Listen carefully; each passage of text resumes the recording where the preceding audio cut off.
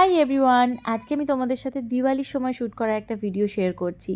তখন তো আমরা দুর্গাপুর থেকে কলকাতা চলে এসেছিলাম, তো তখন থেকে ভিডিওটা শ্যুট করে রাখাই ছিল। আমি সময় বার করতেই পারছিলাম না যে এডিট করব। তোমরা হয়তো ভাববে যে আমি কত পুরনো ভিডিও শেয়ার করছি, বাট আশা করছি তোমরা আমার প্রবলেমটাও বুঝবে। একা হাতে সব কিছু করে রিহানকে দেখে আমি না সত্যি সময় করে একদম টাইম টু টাইম ভিডিওগুলো দিতে পারছি না। তাই এখন র্যান্ডমলি যখন যেটা এডিট করতে পারছি তখন সেটা তোমাদের সাথে শেয়ার করছি। তো আজকে সকাল সকাল স্নান করে নিয়েছি, আর স্নান করে নিয়ে রেডি হচ্ছি, কারণ আমরা আজকে যাব রিমাদির বাড়ি। আর রিমাদিকে তো তোমরা অনেকেই আমার ভিডিওতে আগেই দেখেছো, রিমাদি আমাকে ভীষণ ভালোবাসে। তো সেই জন্য আজকে ঠিক করেছি রিমাদির বাড়ি যাব, আর তার সাথে রিমাদির বাড়ি থেকে একবার বোনের বাড়িতেও ঘুরে আসব। তো বোনের ছেলের জন্য মানে সোনুর জন্য এই চকলেটের প্যাকেটটা, আর আমার বোনের জন্য এই চুড়িদারটা নিয়ে যাচ্ছি। এটা শীতকালে পরার জন্য, যেহেতু শীতকাল তখন আসবো আসবো করছে, আর এটাও আগের থেকে বানানো ছিল, তো সেই জন্য এটা ওর জন্য নিয়ে যাচ্ছি। রিমাদির জন্য এই শাড়িটা নিয়ে যাচ্ছি। দুর্গাপুজোর সময় যখন দুর্গাপুর গেছিলাম তখন ওখান থেকেই এটা কিনে রেখেছিলাম। জানতাম না শাড়িটা এভাবে কাজে লাগবে, কিন্তু যদি জানতাম রিমাদির বাড়ি যাওয়া হবে তাহলে হয়তো একটা ভালো শাড়ি কিনতাম, কিন্তু এখন এটাই রয়েছে, এটাই সম্বল। তো এই শাড়িটা তার সাথে কিছু ড্রাই ফ্রুটস কিনে এনেছি, সেগুলো রিমাদির জন্য নিয়ে যাচ্ছি। যদিও না, আমার সত্যি ইচ্ছে ছিল রিমাদিকে একটা ভালো শাড়ি গিফট করব। হাই এভরিওয়ান, আমি পুরোপুরি রেডি। বেশি জোরে কথা বলতে পারবো না, কারণ রেহান বাবাকে ঘুম পাড়িয়ে দিয়েছি। মানে 10 মিনিট হলো ও ঘুমিয়েছে, আর তারপরে আমি রেডি হলাম। এতক্ষণ ট্রাই করলাম যদি ওকে ঘুম পাড়ানো যায়, বাট ও ঘুমালো না।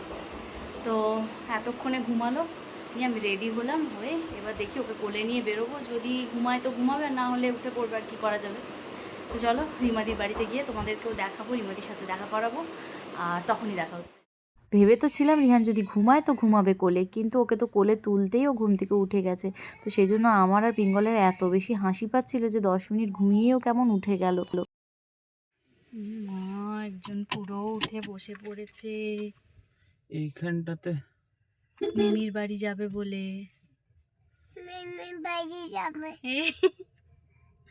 আগে বড় মিমির বাড়ি যাব, তারপর ছোট মিমির বাড়ি, ঠিক আছে? আগে বড় মিমি, মনে আছে তোমার? ছোট ছিলে তো তুমি তখন। না, বড় মিমির বাড়ি আগে, তারপর ছোট মিমির বাড়ি, ঠিক আছে? চলো আরেকটু দেখি গুনো হয় নাকি। হাই উঠছে বাবা দে। সেদিন আবার আমরা বেরোতে না বেরোতেই হঠাৎ করে মুষলধারে বৃষ্টি চলে এলো। তখনই রোদ ছিল, রোদ থাকতে থাকতেই হঠাৎ বৃষ্টি এলো। কেন এলো কিছুই বুঝতে পারলাম না। যদিও কিছুটা রাস্তা যাওয়ার পর বৃষ্টিটা বন্ধ হয়ে গেছিলো, আর ওইভাবে ভিজে ভিজেই পিঙ্গল মিষ্টি নিয়ে এলো, কারণ প্রথমবারের জন্য যাচ্ছি, যেমন করে হোক মিষ্টি তো নিতেই হবে।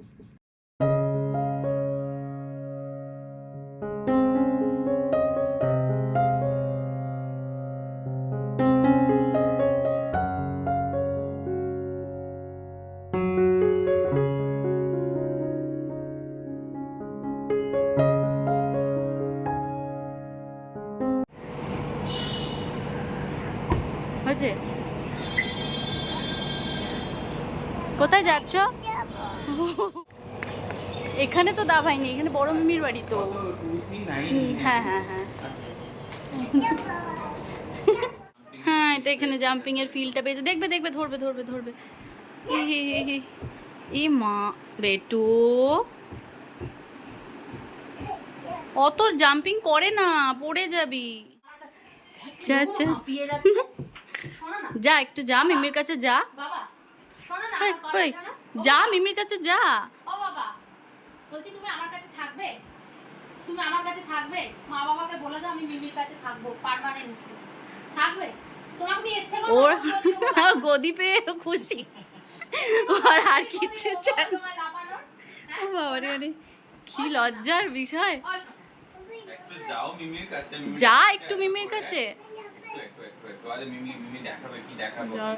যা, একটু মিমির কাছে যা বাবা।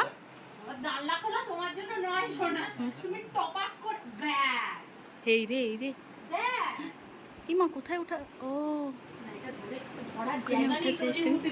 হ্যাঁ, ধরার জায়গা পাচ্ছি না। হ্যাঁ, এই এই দেখো,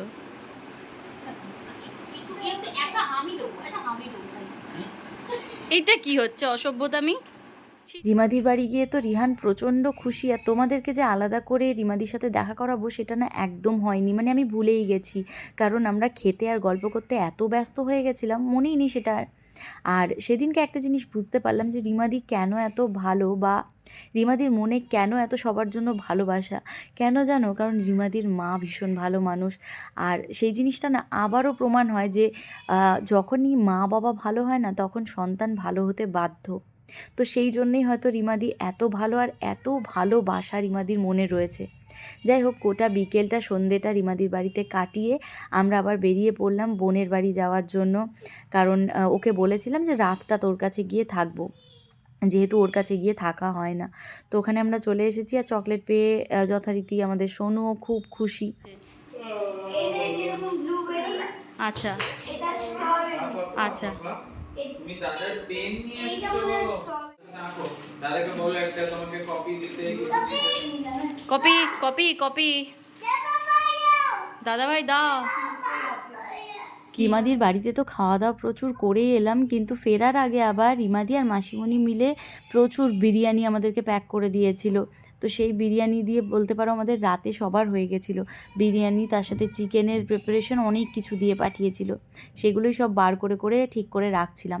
বোনের বাড়িতে একটু মিষ্টি জল খেয়ে আবার আমরা বেরোলাম। ওদের বাড়ির সামনেই না একটা শ্রীলেদার্স রয়েছে, তো ভাবলাম যে একটা শ্রীলেদার্স থেকে চটি কিনবো। যাওয়া হয় না এখন বাজারে, যেহেতু বোন ছিল, সোনু ছিল, ওরাও একটু রিহানকে ধরতে পারবে, যদিও ও কারো কাছেই থাকছিল না। তো আমরা গেলাম চটি কিনতে, নিয়ে সেখানে গিয়ে একটা চটি কিনে তারপর আমরা আবার বাড়ি ফিরলাম।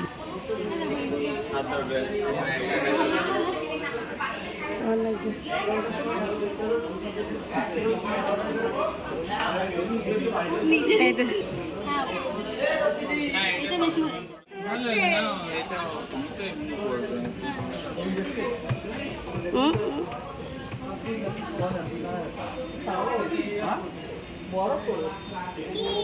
শ্রীলেদার্স সব সেম।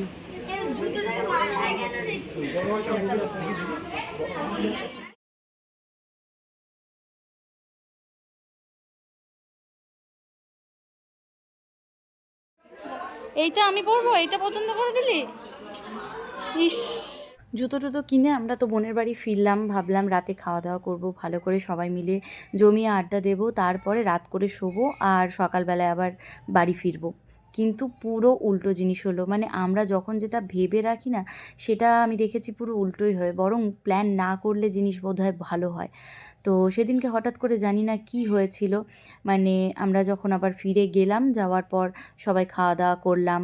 খাওয়া দাওয়া করে রিহান তো প্রচণ্ড খুশি দা ভাইকে পেয়ে, এবং বোনদের বাড়িতেই একটা সাইডে একজন ভাড়া থাকে ওরা। তো সেই বাচ্চাটা সোনুর বন্ধু, তো ও এসেছিলো। সবাই মিলে এত গান বাজিয়ে নাচানাচি করলো।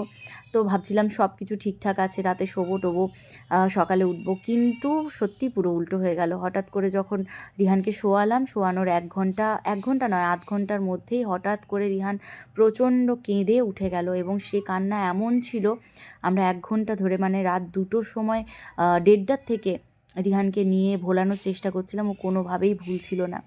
ও শুধুমাত্র গাড়িতে বসতে চাইছিল। তো গাড়িতে বসেও রাস্তায় ঘুরতে চাইছিল, তাহলেই চুপ করছিল। তো সেই জন্য অনেকক্ষণ ওকে ঘোরানোর পর পিঙ্গল বলল যে রাস্তায় বোন এবং প্রলয় দুজনেই দাঁড়িয়ে মশার কামড় খাচ্ছিল, যে আমরা ছেলেকে ঘোরাচ্ছি, ছেলে চুপ করছে না কিছুতেই। তো ফাইনালি আমাদের সেটা ভীষণ খারাপ লাগছিল বলে আমরা বললাম তোদেরকে আর রাস্তায় দাঁড়িয়ে থাকতে হয় না, আমরা বাড়ি চলে যাচ্ছি। তো বোন তো ভীষণ কান্নাকাটি করছিল, কেন যাবি কেন যাবি করে, কিন্তু আর কোনো উপায় পাচ্ছিলাম না। তো আমরা তৎক্ষণাৎ, মানে প্রায় 2:45 নাগাদ আমরা ওখান থেকে বেরোই, এবং 3:30টার সময় আমরা বাড়ি এসে পৌঁছাই। তো বাড়ি এসে পৌঁছানোর পরে পিঙ্গলের আবার হাতে একটু লেগে গেল। তো কেমনই যেন দিনটা হচ্ছিল। এইভাবে গোটা দিনটা শেষ হলো।